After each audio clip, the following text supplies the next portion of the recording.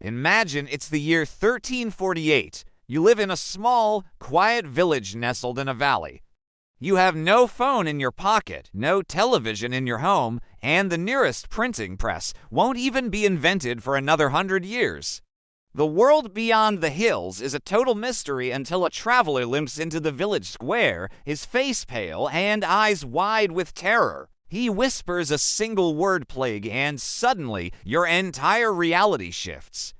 Within hours, the village is in a frenzy, yet no one has read a single line of text. This was a world where news wasn't something you read.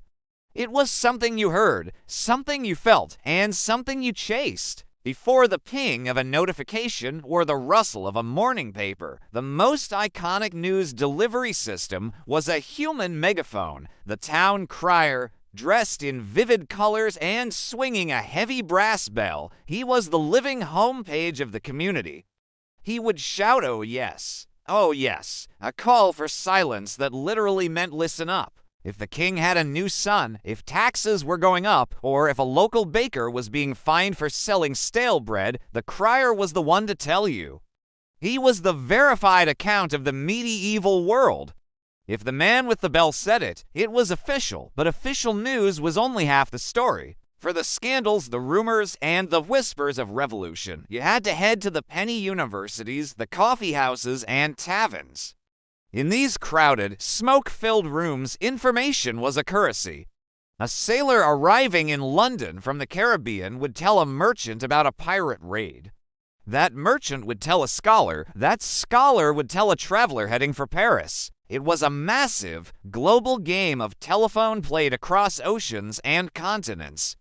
For the price of a penny, you could sit for hours and listen to the pulse of the planet. For the elite, news moved through the original high-speed internet, the horse relay. Systems like the Roman cursus publicus or the Persian angarium used a chain of fresh horses and riders stationed every few miles. A message could travel 200 miles in a single day, a speed that seemed almost supernatural at the time. However, this was top-secret data.